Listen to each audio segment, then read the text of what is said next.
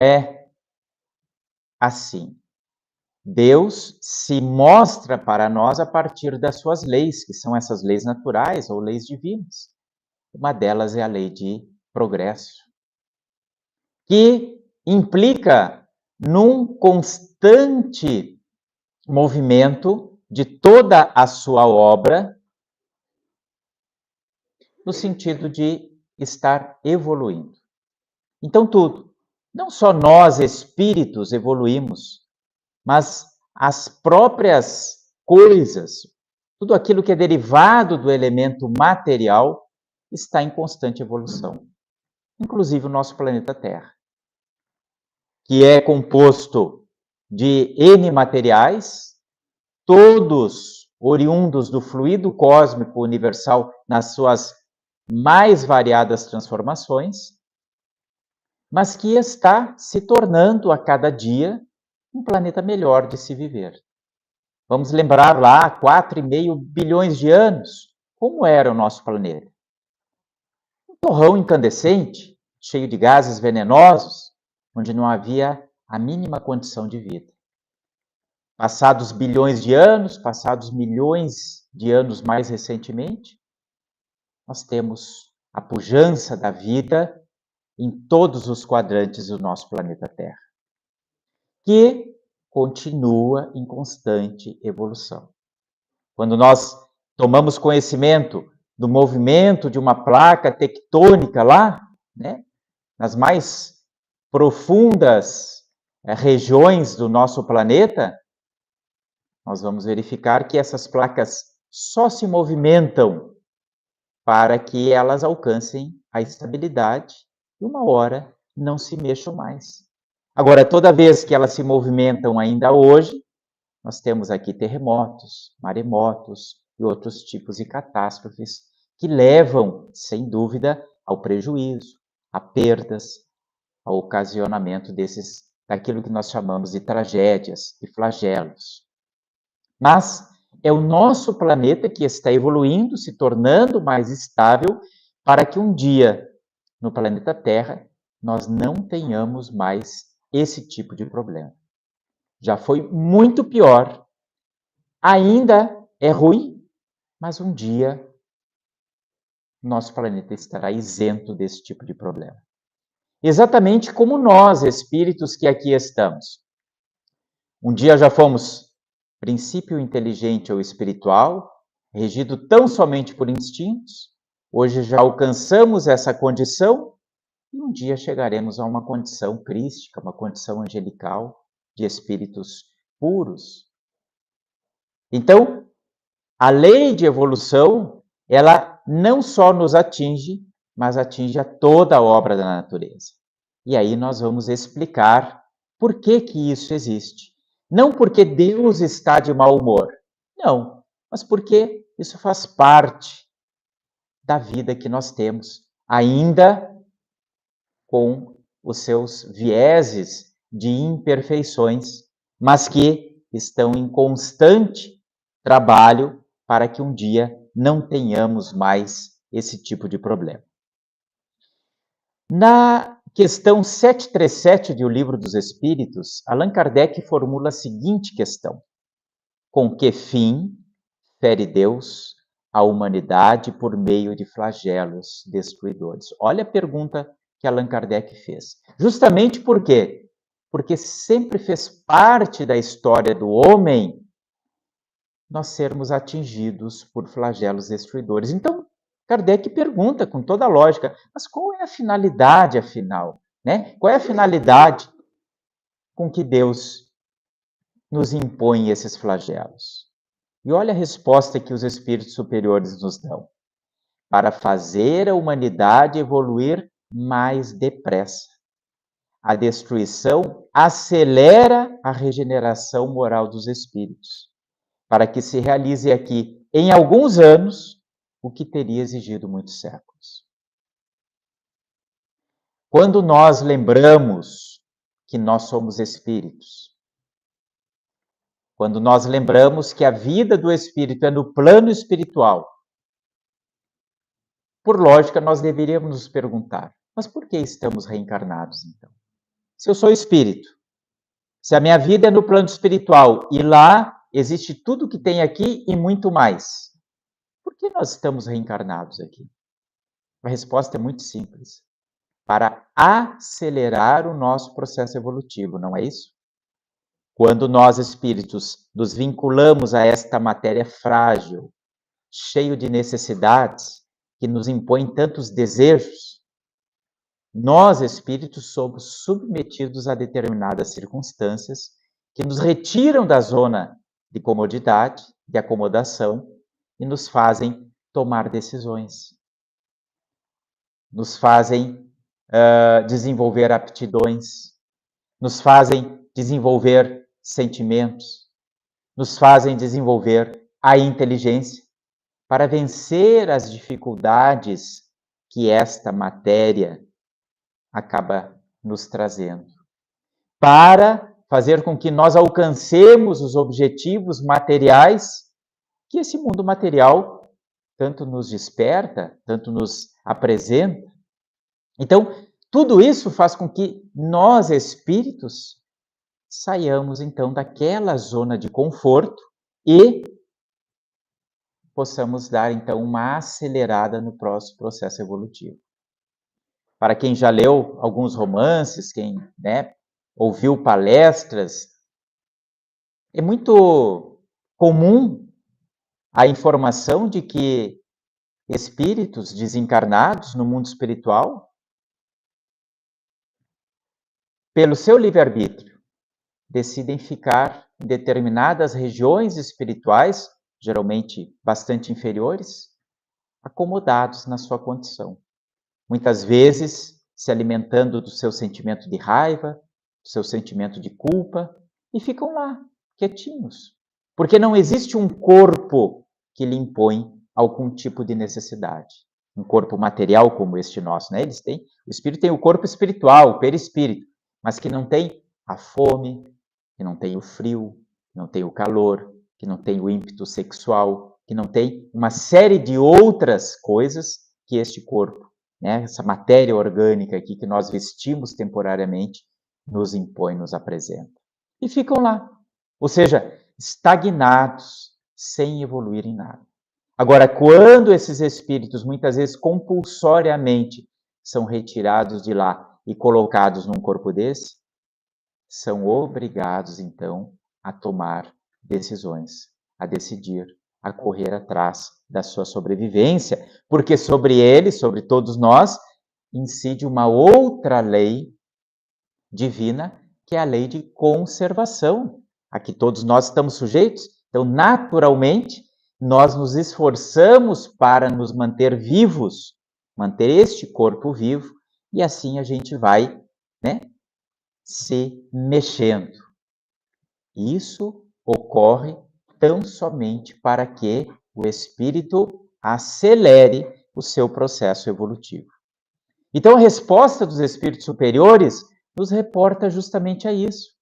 Os flagelos também batem à nossa porta para que nós possamos acelerar o nosso processo moral.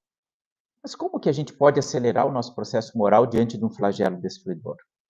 Vamos olhar agora para a enchente no Rio Grande do Sul. O que ela causou? Perda, sofrimento. Ela causou muitas coisas ruins de se viver, não é isso? Mas, ao mesmo tempo, ela causou coisas boas. Quem me dá um exemplo de algo bom que apareceu no meio dessa tragédia toda? A solidariedade. O que mais? O que despertou nas pessoas, atingidas ou não? A espiritualidade. A compaixão, que vem junto com a solidariedade. Ou seja, quando a gente olha alguém sofrendo, naturalmente é da nossa natureza, esse sentimento, esse olhar de compaixão para a dor do outro. É muito difícil se a gente ouvir um estrondo ali na rua, Deus o livre, e tiver uma batida entre dois carros, a gente vai correr lá, e se a gente enxergar alguém ferido, naturalmente, a gente vai ter um sentimento muito forte de compaixão. É da nossa natureza a compaixão. Até mesmo em animais, mais superiores a gente vê esse tipo de comportamento, né? Quando alguém, um está morto, um está sofrendo, o outro chega, né? E eles, ali há um grande ensaio daquilo que a gente já vive hoje, porque lá está o princípio espiritual, não é ainda um espírito, mas é o princípio espiritual, já começando esse processo de amadurecimento de todos esses sentimentos que a gente já traz hoje. Então, os flagelos destruidores são dificuldades que atingem a todos nós, mas que nos provocam determinados comportamentos, nos colocam, nos arrancam muitas vezes das nossas bolhas, das nossas armaduras, nos apresentam de forma frágil. Quando a gente está bem, estamos na nossa casa, com a nossa proteção patrimonial, né, sem nada nos atingir, muitas vezes a gente acha até que é quase um super-homem, uma super-mulher, né? Parece que tudo a gente pode. Mas muitas vezes uma pequena doença, um pequeno problema de saúde, muitas vezes até um problema de ordem material mesmo, nos joga numa cama, deprimidos, nos faz sentir o quanto nós somos pequenos. E nos sentir assim, às vezes, é bom, porque a gente também perde um pouquinho daquele orgulho. A gente entende que todos somos que nós somos interdependentes, que todos dependemos uns dos outros. Não é isso que acontece? Quando a gente fica doente e vai para uma cama, chega alguém e tem que fazer a comida para a gente, tem que dar comida na boca, tem que dar um remédio, tem que ajudar a levantar. Não é isso que acontece com a gente. A gente enxerga o quanto é bom a solidariedade do outro, o quanto é bom o carinho, o amor que vem embutido em tudo isso. E isso estreita os nossos relacionamentos com o nosso próximo. Enquanto que às vezes, né, a vida está tão boa, está tão confortável, que a gente se isola e deixa de estabelecer relacionamentos positivos com o nosso semelhante, né? Deixa de trabalhar o desenvolvimento desses sentimentos que são tão nobres, o conjunto da solidariedade, né? O conjunto dessa espiritualidade, o conjunto dessa compaixão, de todos esses sentimentos, de tudo isso que a gente está falando de ordem positiva aqui, conjunto disso realiza algo que a gente chama de amor.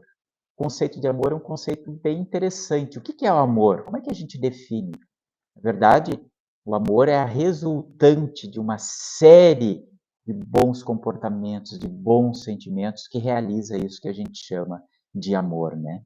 Então, esses flagelos, eles batem a nossa porta para nos tirar dessas bolhas, para nos tirar de condições cômodas, de nos mostrar da forma que a gente é e de fazer com que nós nos aproximemos. Quantos, durante as enchentes, pelo menos lá em Itajaí, a gente que pegou as enchentes lá, quantos vizinhos descobriram o nome? Quantas pessoas descobriram o nome do seu vizinho quando a água bateu a porta? Meu Deus, eu vivia anos ali do lado, não sabia que o nome do fulano era tal, que ele tinha filhos, que ele era tal. Meu Deus, descobri até que a gente era meio parente, porque teve que a água bater na porta de cada um para fazer com que as pessoas se cumprimentassem. Há uma aceleração na nossa evolução moral no meio de uma situação dessa? Com certeza. Alguns poderão dizer, mas como assim? Mas pessoas morreram. Pessoas morreram, mais de 180 pessoas morreram lá no Rio Grande do Sul. Como que Deus permite isso? E aí nós temos que novamente nos socorrer do conhecimento espírita e lembrar que não existe a morte. Quem morre é o corpo físico. Agora, o espírito é imortal. Apesar de haver uma grande dor daqueles que perderam um ente querido, mas, graças a Deus, existe a doutrina espírita para, né, que nós possamos levar o consolo e dizer para uma pessoa que perder um ente querido que ela não morreu, que talvez passar por aquilo, inclusive, tenha sido um processo expiatório, onde através de um desencarne naquelas condições, esteja talvez ali quitando uma dívida muito maior, ou talvez seja um processo de prova, provacional, onde a pessoa passando por aquilo ali está fortalecendo algumas virtudes que ele está trabalhando. Enfim, pode ser aproveitado, tudo tem uma razão de ser, mesmo que sejam situações muito duras pelas quais nós estejamos passando. As perdas materiais, sim, são perdas materiais, que muitas vezes fazem com que nós olhemos para o nosso íntimo. E aí, no meio de uma reencarnação, possamos finalmente refletir: o que é que nós estamos fazendo aqui? O que eu estou fazendo aqui? Até agora me dedicando somente para as coisas materiais. De repente, um flagelo destruidor vem, leva tudo, mas me dá de presente a oportunidade de conhecer o meu semelhante, de valorizar a minha família, de conversar com aquele filho que eu não conversava há muito tempo, porque a minha atenção era só para o meu trabalho, para o meu negócio, para as coisas do mundo material. E ali, agarrados no sofrimento, a gente pôde se redescobrir. E a partir dali, a reencarnação toma novamente o rumo de onde nunca deveria ter saído. Então, os flagelos destruidores vêm para mexer conosco, para nos sacudir, para nos dizer que o nosso foco é o foco do espírito e não o foco da matéria. Todas essas provações pelas quais nós passamos desenvolve não só os nossos sentimentos, mas também a nossa inteligência. Por quê? Porque no momento em que nós passamos por uma determinada força da natureza que nos atinge com severidade, nós buscamos então uma solução para que isso não aconteça novamente. Não é assim que o Vale do Itajaí, que sofre há tantas décadas, sempre sofreu, né? Mas há algumas décadas, a humanidade, os moradores, os municípios, o governo do estado, o governo federal, desenvolveram obras para que as águas que vêm, né, pelo Vale do Itajaí ali, principalmente pelo rio Itajaí, não provoquem tanto prejuízo para as populações que vivem às suas margens. Se constroem barragens, nós temos pelo menos 3 grandes barragens ali que seguram as águas, se constroem canais, nas cidades, galerias, né? Se faz o desassoreamento ali, a dragagem do rio para que a água flua mais ligeiro, e as coisas estão melhorando. Ou seja, o Vale do Itajaí região, se tornam cidades, se tornam locais melhores, mais estável para se viver, porque nós não queremos mais passar por isso novamente. Lá na grande Porto Alegre, principalmente na capital Porto Alegre, salvo engano, a última grande enchente que invadiu a cidade foi em 1941, se não me engano é isso, né? O que aconteceu? Se construíram diques, casas de bombas, enfim. De 41 para cá não tinha mais havido isso. Só que, de repente, a força da natureza foi maior ainda. O que se está fazendo agora para se tornar aquelas cidades ainda passíveis de uma vida tranquila? Vai se melhorar esse processo. Esses diques terão que ser aumentados, teremos que encontrar outras soluções. Isso faz com que nós desenvolvamos a nossa inteligência. E aí nós vamos lembrar quais são as finalidades no desenvolvimento, quais são os grandes motes no desenvolvimento do espírito. Alguém lembra? Nós nos desenvolvemos em 2 campos.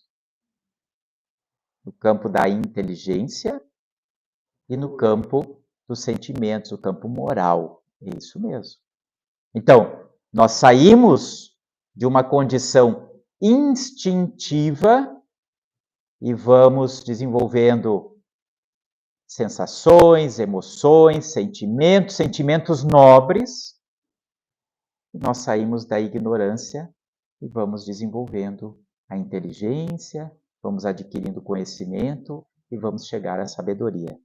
É nesses 2 campos que nós desenvolvemos. Nós estamos aqui para nos desenvolvermos nos desenvolver nesses dois campos. E justamente na questão 740 do Livro dos Espíritos, a resposta do Livro dos Espíritos é essa. Os flagelos destruidores aceleram o nosso desenvolvimento, fazendo com que nós nos desenvolvamos no campo da inteligência e no campo moral, no campo dos sentimentos. Lá, numa outra obra básica chamada A Gênese, no capítulo 3º, sob o título de O Bem e o Mal, novamente os espíritos superiores e Kardec vão abordar a questão dos flagelos destruidores, ressaltando aquilo que está na questão 640 do Livro dos Espíritos, dizendo que servem para nos desenvolver no campo da inteligência e dos sentimentos. E tem uma frase muito bacana lá, onde os espíritos superiores dizem que a dor é o aguilhão, é aquele instrumento pontiagudo que impulsiona o espírito para frente. Toda vez, e aí cabe uma reflexão rápida neste momento. Todos nós passamos por processos dolorosos ao longo da nossa existência, não é isso? Lembremos agora desses processos e provavelmente todos nós tiraremos uma só conclusão. Em todos esses processos, nós crescemos um pouquinho. De alguma forma ou de outra, nós crescemos um pouquinho. Não é isso? Vamos lembrar lá dos nossos bancos escolares. Eu lembro daquela professora que era dura, que cobrava matéria, que isso, que aquilo, né? Aquela professora que, né, tinha muita disciplina, mas provavelmente foi aquela matéria que a gente mais aperfeiçoou na nossa caminhada escolar. Ah, eu tive um pai muito severo, uma mãe muito severos, mas provavelmente aquilo ali nos despertou virtudes que até hoje a gente carrega de uma forma sólida. Ah, aquele revés na minha questão financeira, naquela época, foi muito ruim, mas provavelmente aquilo ali tenha nos impulsionado para a tomada de outras decisões que muitas vezes nos levaram até a caminhos melhores. Então, tudo que vem como processo doloroso na nossa vida acaba nos trazendo algum tipo de benefício. É lógico que nós temos que estar abertos para isso, né? Não basta que a dor chegue às nossas vidas, é necessário que nós saibamos aproveitar o processo doloroso para que efetivamente nós extraiamos daí um benefício, um crescimento. Algo muito interessante que o livro, aí nós vamos encontrar no livro Obras Póstumas, uma explicação também muito interessante sobre os flagelos destruidores. Nós já sabemos que os flagelos, eles são, né, que vêm pelas forças da natureza, decorrem do próprio movimento evolutivo do nosso planeta. Está em constante progresso. Um dia estará estável e nós não sofreremos mais tudo o que a gente sofreu até hoje e vai continuar sofrendo. Vamos pegar aí os micro-organismos que muitas vezes levam a pestes, a epidemias, como nós tivemos agora, a Covid-19. Outro dia, todos nós vivemos a Covid-19. O que ela levou? Qual o percentual da população que desencarnou em decorrência da Covid-19? Se nós compararmos com as epidemias anteriores, nós vamos verificar que o percentual foi muito, muito menor do que as outras pestes, como a peste negra, levou no passado. Por quê? Porque nós já evoluímos muito de lá para cá.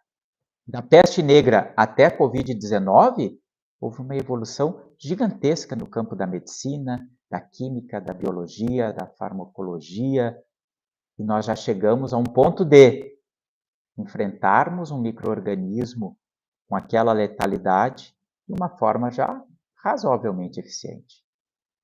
Estamos a passos largos para que na Terra, nos anos seguintes, ninguém desencarne por causa de um micro-organismo, porque nós já vamos ter chegado a tecnologia suficiente para isso. E aí nós começamos a compreender E nesse processo evolutivo onde nós somos co-criadores, a Terra, que um dia já foi um planeta primitivo, hoje está na fase de expiação e provas, migrando já para a fase de regeneração. Amanhã depois vai ser um mundo feliz. Quando chegar nessa fase de um mundo feliz, a humanidade que estará aqui reencarnando, já não passará mais por esses, como a gente diz aí fora, por esses perrengues, né? Essas dificuldades que nós passamos hoje. Ou seja, não vai ser só uma questão de justiça social, que as pessoas, né, vão estar vivendo mais fraternalmente, onde a distribuição das riquezas, né, vai ser justa, ou seja, não vamos ter pessoas morrendo de fome, em situação de miséria, porque isso deriva diretamente do nosso processo evolutivo enquanto espíritos, né? A justiça social. Mas, simultaneamente, paralelamente a isso, nós vamos ter a própria evolução do planeta Terra, que não vai mais nos apresentar essas dificuldades que nós enfrentamos hoje. Se apresentar, nós vamos ter os meios suficientes de anular esses processos que hoje nos causam tanta dor, tanto sofrimento. Então, hoje, quando os flagelos destruidores nos chegam, para acelerar o nosso processo evolutivo, às vezes eles nos chegam, inclusive, como processos expiatórios. Poxa, mas como assim uma enxurrada pode servir como um processo expiatório?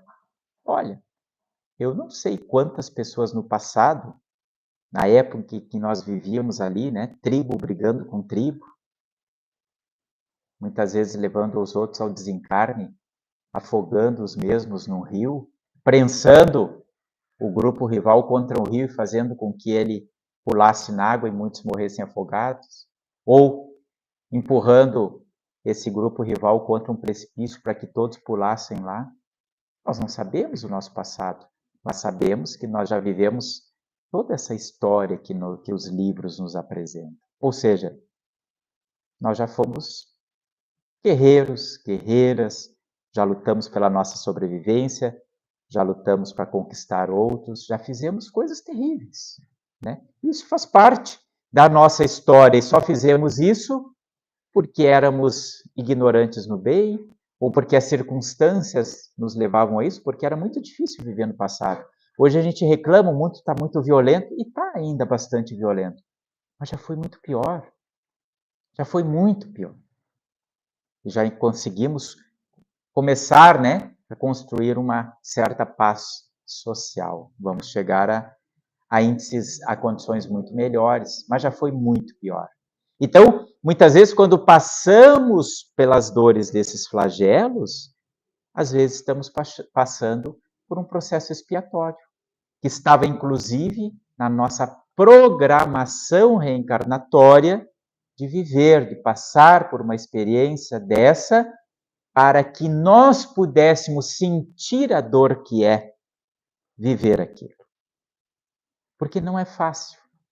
Às vezes, sentir a dor do outro não é fácil. Às vezes a gente é meio insensível ao problema que nós causamos no outro, ou à dor que o outro está sofrendo por circunstâncias alheias a nós. Mas quando nós passamos por isso, a gente entende. Muitas vezes é tão difícil a gente entender o que é ver uma pessoa, um morador de rua, e ter ideia da fome que ele está sentindo, do frio que ele está sentindo, porque talvez, acredito, não sei, nenhum de nós aqui tenha passado por essa experiência. Mas se um dia nas nossas vidas, nós tivéssemos dormido uma noite inteira, frio como está hoje, uma calçada fria em cima de um papelão dessa grossura, com a barriga roncando, sem um banho, úmido, com a chuva muitas vezes batendo sobre nós, talvez uma experiência dessa significasse muito em relação ao olhar que nós poderíamos ter em relação a essas pessoas que passam por essa experiência. Então, passar por essas experiências nos fazem melhor, nos fazem mais sensíveis e fazem com que nós evoluamos um pouquinho mais.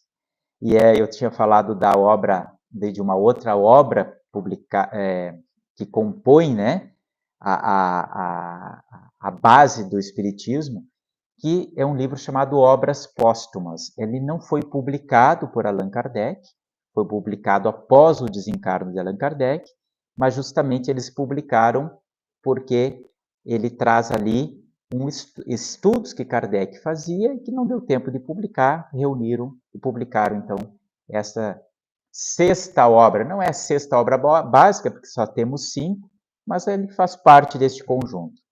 E lá no capítulo 40, nós temos uma questão muito interessante quando se fala em expiações coletivas. A gente, quando fala em expiações, ou seja, em passar por determinadas circunstâncias, porque no passado nós agimos talvez de uma forma não muito bem, não muito acertada, ou seja, infringimos leis naturais, geramos a partir da incidência da lei de ação e reação consequências negativas, e aí essas consequências negativas nos chegam como forma de expiação, não de punição, de expiação. A gente precisa passar por aquilo para dar uma zerada, né, naquilo que a gente fez de errado no passado. Em Obras Póstumas é muito clara a afirmativa de que os processos expiatórios surgem não só para nós, indivíduos, mas surgem também para grupos de pessoas, surgem para populações de cidades, de estados, de países, né, nações, sofrem processos expiatórios. Um exemplo bem rápido assim, se a gente pensar assim que talvez no passado, né, eu tivesse integrado uma família, e naquela época em que um brigava com o outro para tomar as terras do outro, tomar a casa do outro, enfim, né? Hoje não é tão comum, mas no passado era. Digamos que eu compus uma família dessa, integrei uma família dessa, e a minha família toda expulsou uma outra família da sua casa para se apropriar daquela casa. Inclusive, mataram todas as pessoas daquela outra família. Existe um processo expiatório meu exemplo, né? E de toda a minha família. Todos nós, todo aquele grupo que participou disso, está sujeito a uma expiação coletiva, inclusive com credores de ordem coletiva também. Vamos pegar, na nossa história recente, o nazismo, onde um país, né, a Alemanha, sob o comando de um espírito bastante equivocado, o Hitler, resolveu então dominar tudo que vinha pela frente, dizimar um povo, perseguiu, né, determinados povos. Surgiu ou não surgiu uma expiação coletiva para toda uma nação? Sim, graças a Deus, parece que a Alemanha já há algum tempo, principalmente com Angela Merkel, resolveu, né, quem sabe, limpar um pouco deste passado, abrindo as suas fronteiras para receber, né, populações que vêm em grande número de outros países que estão sofrendo através de guerras civis, através de misérias, enfim, a Alemanha hoje, né, mostra ao mundo que é importante abrir as suas fronteiras, cumprindo o seu papel expiatório, talvez sem tanta consciência do ponto de vista espiritual, mas do ponto de vista moral, de uma forma eficiente para, ao menos, aqueles que recebem o auxílio.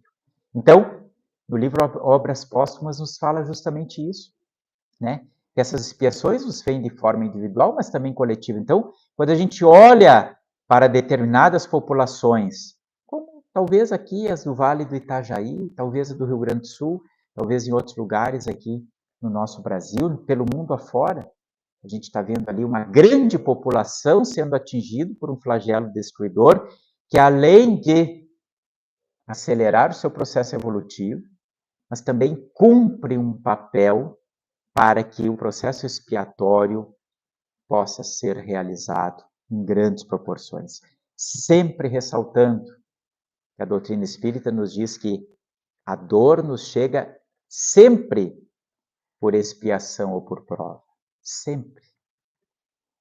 jamais como punição de Deus, porque Deus é bom, Deus é todo amor. Mas as suas leis são implacáveis, a lei de ação e reação é uma delas. Nunca esquecendo, né, que todos nós que passamos pelos processos doloridos, seja de um flagelo destruidor, seja de um flagelo pessoal, podemos sair melhor dessas circunstâncias, desde que nós coloquemos numa posição de compreensão disso.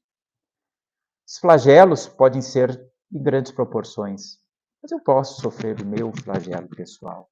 Se a dor bate à minha porta, me atingindo ou atingindo um familiar meu, um ente querido meu, é um flagelo? É um flagelo. E provoca tanta dor quanto aqueles que tiveram as suas casas inundadas, que perderam tudo. Talvez provoque ainda mais sofrimento. Mas se eu me colocar numa posição de confronto a esta dor, negativo, se eu me colocar numa posição de incompreensão desta dor, se isso provocar em mim desgosto, raiva, quem sabe até descrença de que existe um Deus, porque Ele está permitindo que eu passe por tudo isso, eu tirei alguma coisa positiva deste processo dolorido? Não. Então, melhorar a partir de um processo doloroso vai a partir dos olhos que eu lanço para este fenômeno, para essa circunstância. O sofrimento, a dor, ela chega a todos nós, não é isso? Quem aqui nunca sofreu dor? A dor, a dificuldade, ela bate e ela vai bater a porta de todos nós. Agora, o sofrimento, não. Concordam? Sofrer é algo pessoal. É como eu me coloco. Vamos pegar um exemplo maravilhoso. Chico Xavier. Ele foi poupado de dores? Em nenhum momento. Ele teve severas dores, dificuldades físicas, não é isso? Ao longo da sua encarnação. Ele teve dores morais terríveis, agressão de pessoas, né, que não compreendiam a mensagem dele, que atacavam ele, tentavam dizer que ele, né, não era aquilo que todo mundo via que ele era. Qual o nível de sofrimento que ele teve? Talvez muito menor do que se eu estivesse passando por isso, com certeza.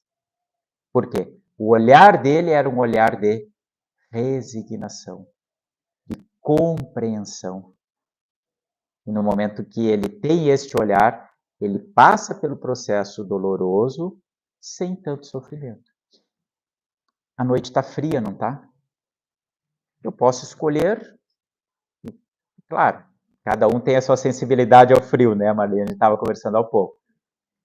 Mas a gente pode escolher estar se sentindo com mais ou menos frio. Às vezes é uma questão um pouco psíquica.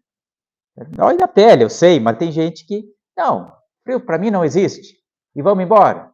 E o frio não vai abalar muito, já para outra. Meu Deus, né? Não aguento o inverno, já que já começa a deprimir a pessoa. Às vezes o que muda na sensação do frio é o olhar que a gente está tendo para aquilo. Né? Então, todas essas oportunidades que nos chegam mesmo nos processos dolorosos, o nosso livre-arbítrio vai ser sempre respeitado. E ele é que vai definir o nível de aproveitamento que todos nós vamos ter em relação a isso. E aí nós vamos estender novamente os olhos para o Rio Grande do Sul e pensar, refletir agora. O que nós efetivamente tiramos da dor que os nossos amigos, nossos vizinhos do Rio Grande do Sul passaram? Vendo tudo aquilo que nos chegou pela internet, pela televisão, pelos jornais, revistas, pelo celular, pelo WhatsApp, cenas terríveis de destruição. No que aquilo efetivamente impactou em todos nós? É uma pergunta que é importante a gente fazer. Até onde eu me sensibilizei efetivamente com aquilo? Ou aquilo parecia muito mais uma imagem de um filme. Está acontecendo com eles, mas eles vão passar bem, eles vão sobreviver. E aí, de repente, aquilo não me tocou em nada. E é importante eu refletir sobre isso, porque talvez aí eu vá encontrar um pouco como está o meu nível de compaixão, que não se dá só em relação ao Rio Grande do Sul, mas se dá em relação a todos aqueles que cruzam o nosso caminho diariamente. Seja aquele que nós enxergamos ali na rua, dormindo, acordando de manhã cedo numa calçada, seja aquele que no nosso ambiente de trabalho está passando por um problema e que nós não queremos saber qual é, seja aquele que está dentro da nossa família e que a gente trata do mesmo jeito. E nós vamos assim, muitas vezes, nos enconchando, ficando dentro da nossa bolha, sem perceber, sem nos importar. A gente até percebe, mas muitas vezes não se importa com a dor alheia. Então, mesmo que o flagelo tenha ocorrido a algumas centenas de quilômetros daqui, mas se nós quisermos, nós podemos tirar um proveito disso, através, então, do exercício da compaixão, do desenvolvimento da compaixão, do exercício da solidariedade, da ajuda, porque eles precisam de ajuda, estão precisando ainda. Ah, mas eu não tenho recursos materiais, eu não posso doar, está faltando até para mim. Mas nós podemos doar no nosso dia muito mais do que o material. E aí eu não estou falando só do auxílio material para o Rio Grande do Sul.